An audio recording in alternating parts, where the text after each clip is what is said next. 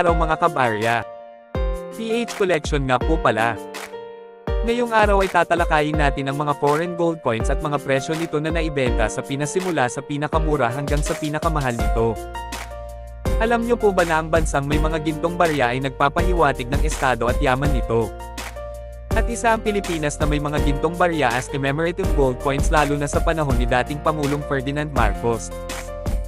At dahil sa maraming nangongolekta ng mga gold coins ay talamak ang pagkalat ng mga peking gintong barya sa international na market.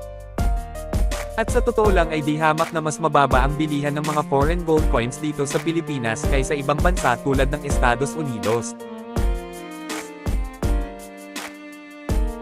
Ito ang $5 na 1985 Elizabeth II na naibenta sa halagang 11,800 pesos.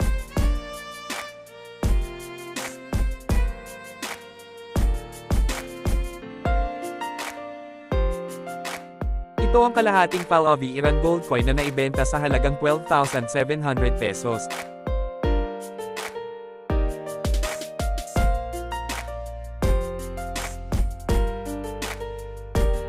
Ito ay 1927-20 francs na naibenta sa halagang 24,000 pesos.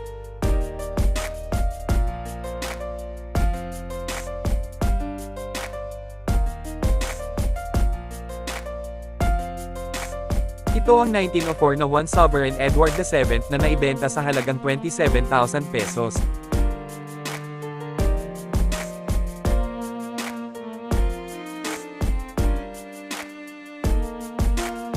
Ito ang $10 Liberty Gold Coin na naibenta sa halagang 47,000 pesos.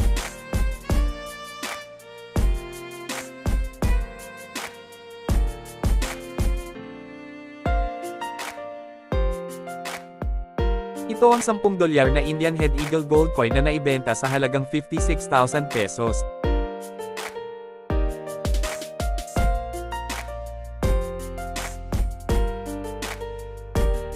Ito ang South Africa Gold Coin na starting bid ay 79,500 pesos.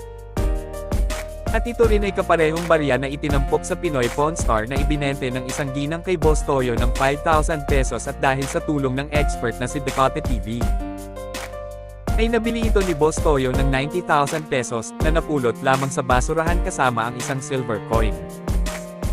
Maraming salamat sa suporta mga kabarya at credits to the rightful owners.